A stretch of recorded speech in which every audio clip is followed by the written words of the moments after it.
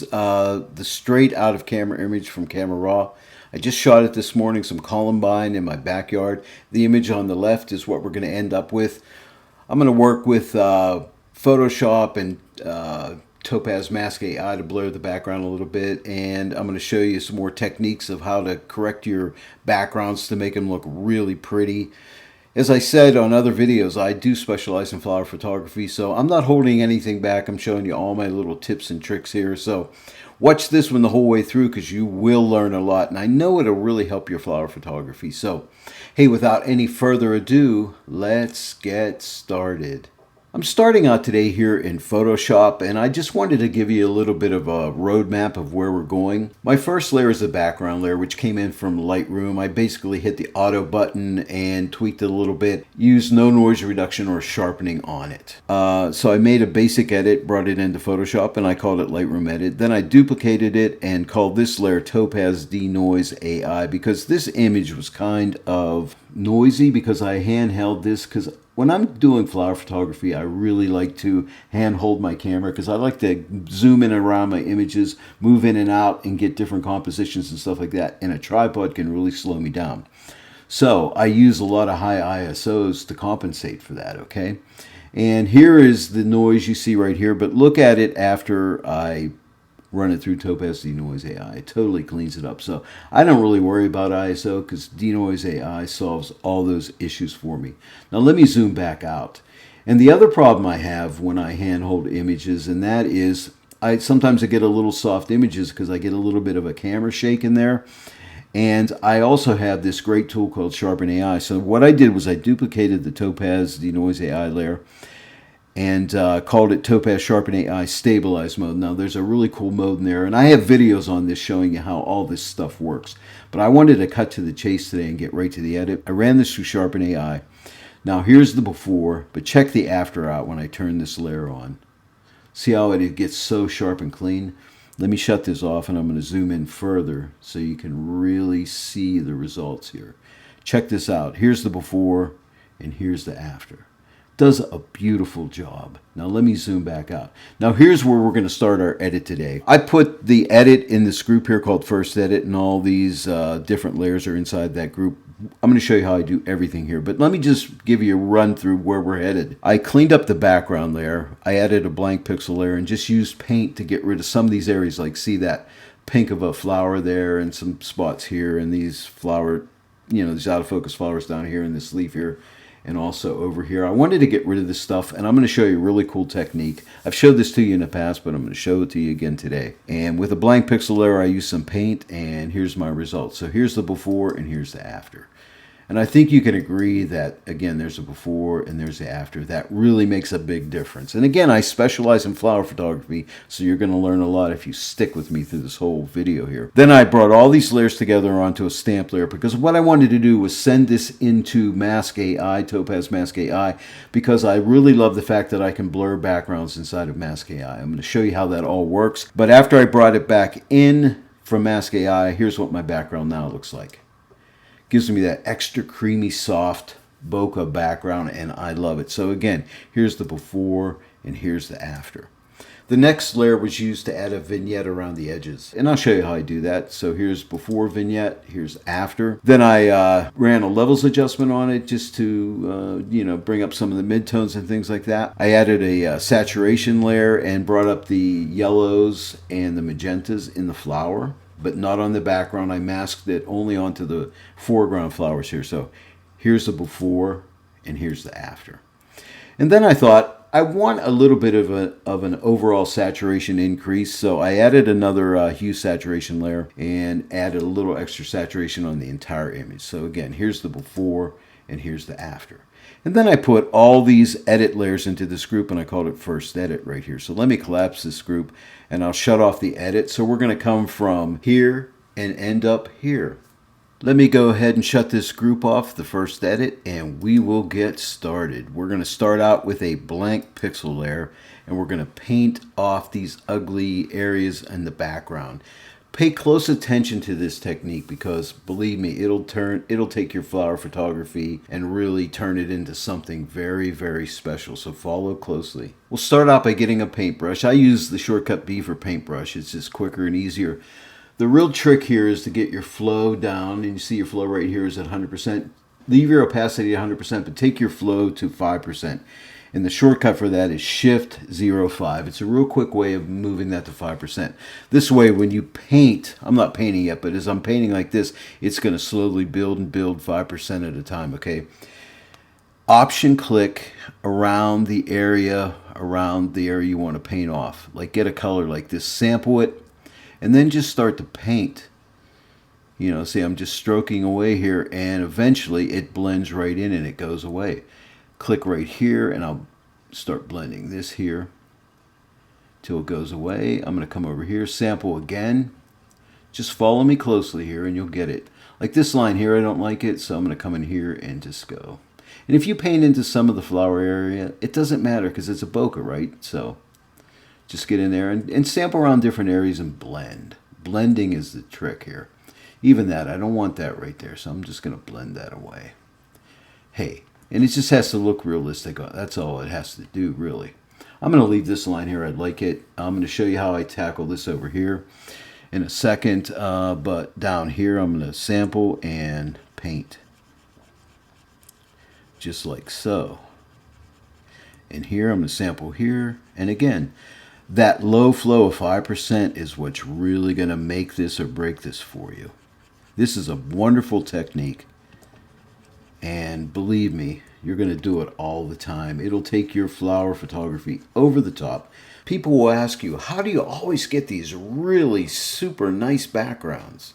Like my images don't seem to come out like this. Well, they don't know the trick. So, it's our little secret.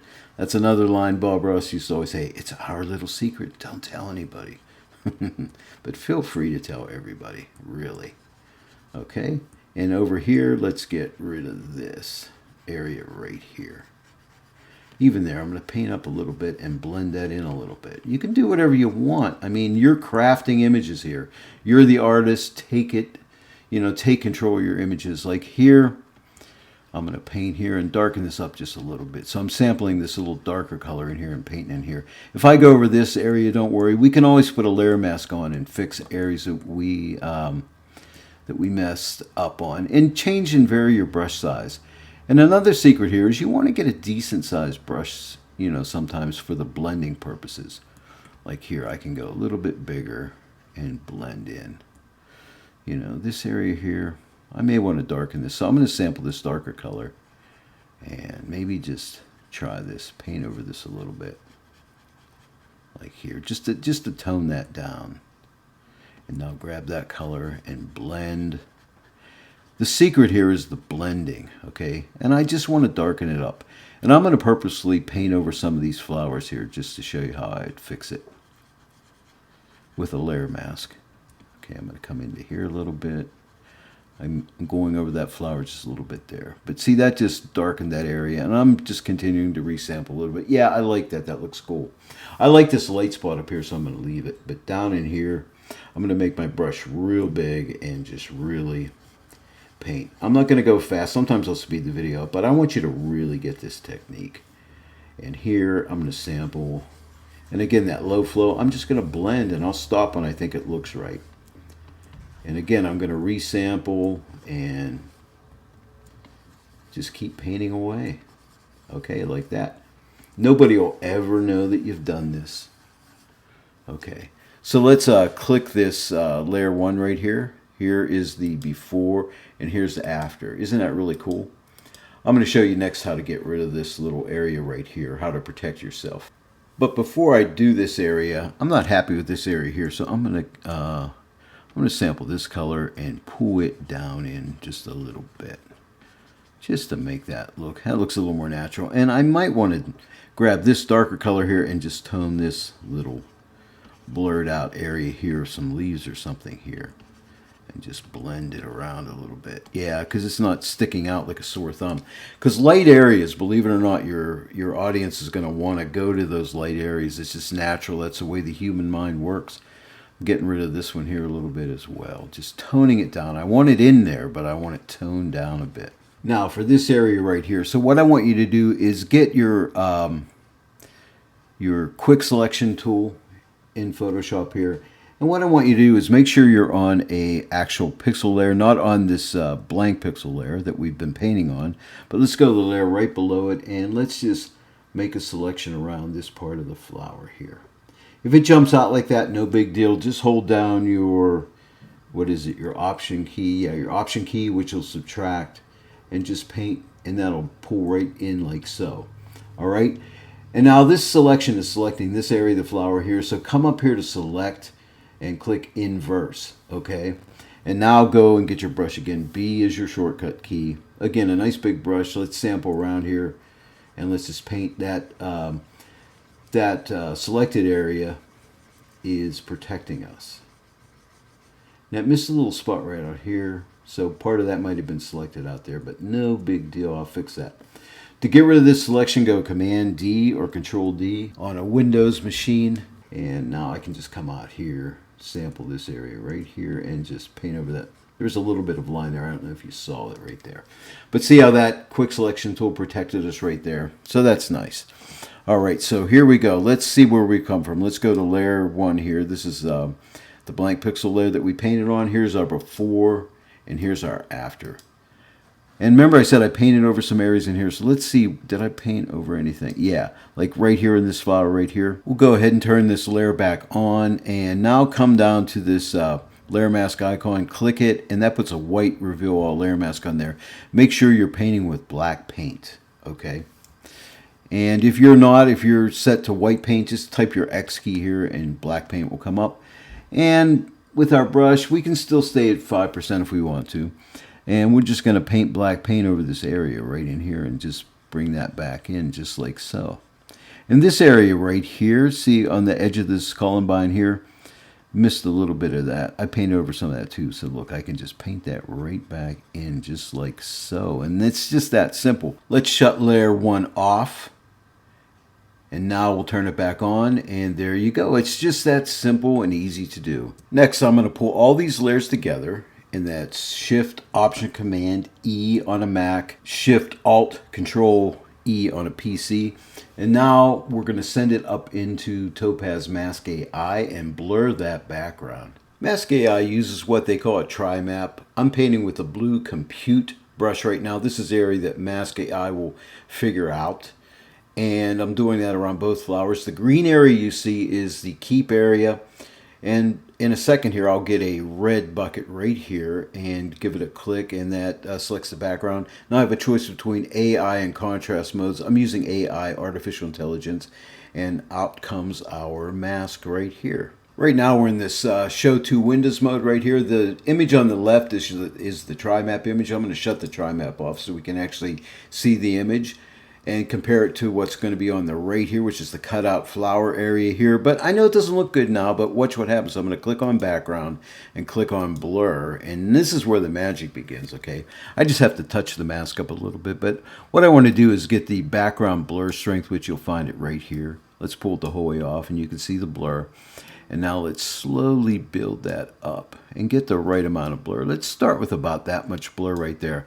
And now I'm going to go to mask, and I'm going to use the compute and the keep and the cut brushes as needed just to clean this mask up, and you'll see me do it right here now. I'm going to zoom into my image a little bit here so we can get a really good look to see what we need to fix. Now I'm going to use the compute, keep, and cut brushes as needed. I'm going to start out with the keep brush. Just give it a little tap and you can see it just cleans it right up. You can paint on either side, the left or the right side. Now the left is your actual original, and the right is actually the cutout with the blurred background. So you just compare the two sides, and you just, again, it's a simple little matter of touching.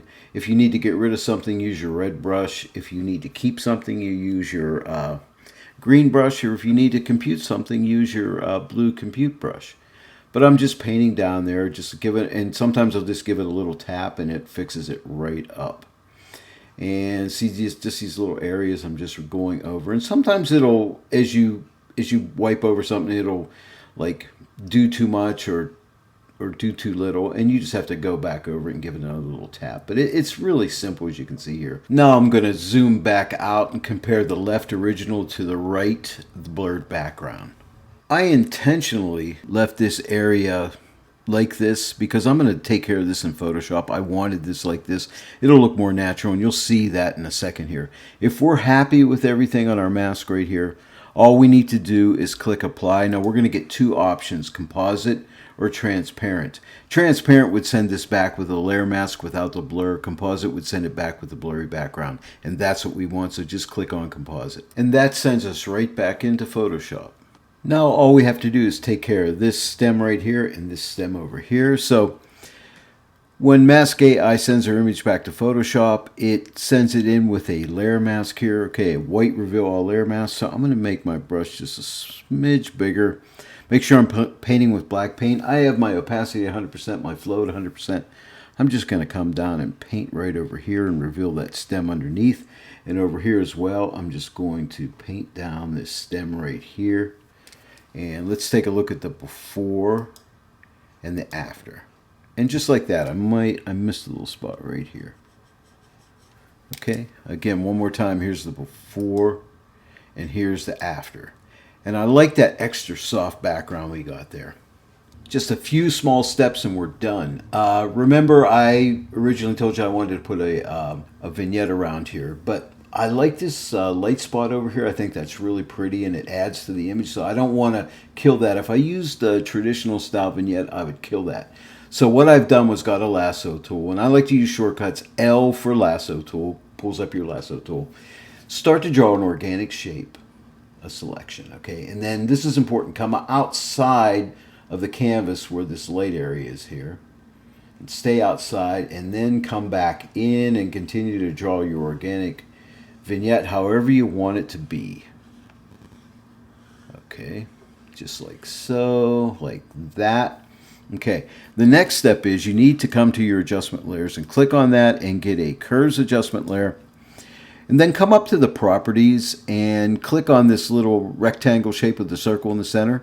Click that and see where it says feather. We're going to click the feather here and pull that feather over to right around, like, you know, close to 300 pixels, somewhere in there. We can come back and readjust this if we need. Now, the layer mask is the opposite of what we want. We need to invert it. So just make sure your layer mask is clicked on or checked on. Hit Command or Control I, the shortcut, and it'll invert it.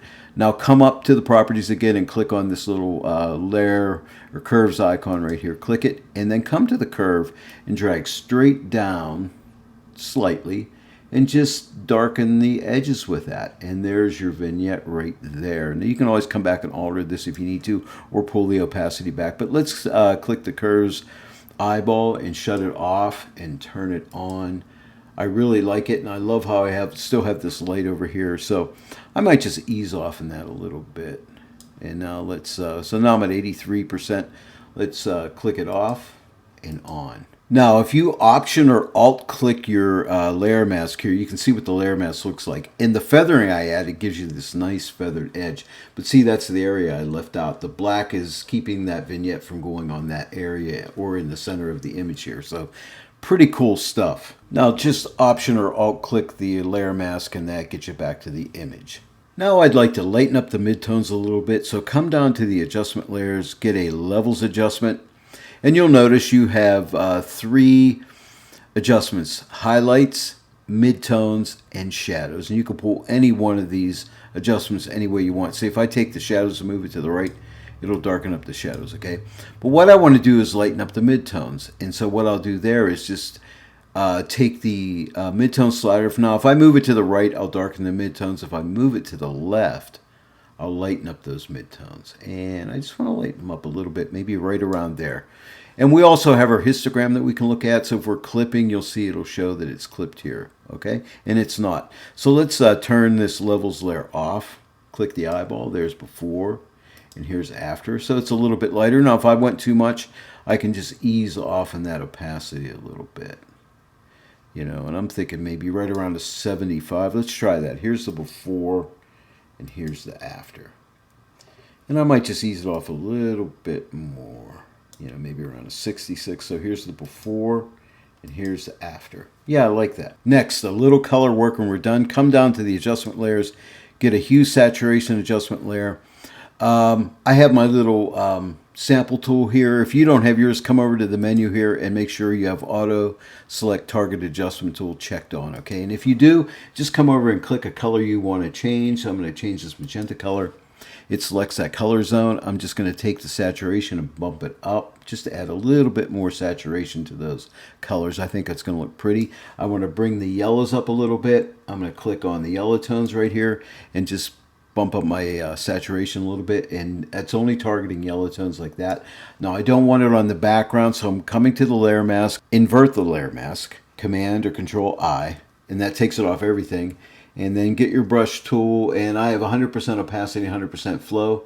And just make sure you're painting with white paint on this black mask, which is hiding everything, and it will start revealing the color through. And just paint it on. It's very simple. You don't have to be super careful here, but because it is targeting just the magenta colors and the yellow colors too as well. I'm going to come over to this other flower. Don't want to leave him out. Get him as well. I'm going to stay off of that section, but maybe right like that. And I think we're really good. So here is the before and here's the after. I'm going to get one more hue saturation layer, and I'm just going to give the overall image just a little saturation boost. So I'm just going to bump up the saturation to maybe around an 8. Here's the before and here's the after. And let's go to the layer below it where we just did the flowers. Here's the before and here's the after. On either one of these layers, what we can do is we can pull the opacities back if we went too far, but that's it. Well, there it is. We're finally done. I hope you enjoyed this tutorial today. If you did, please give it a like and also share it with your friends. And if you're not yet a subscriber to my channel, please subscribe and click that bell notification icon. And then every time I upload a new tutorial, you will be notified about it.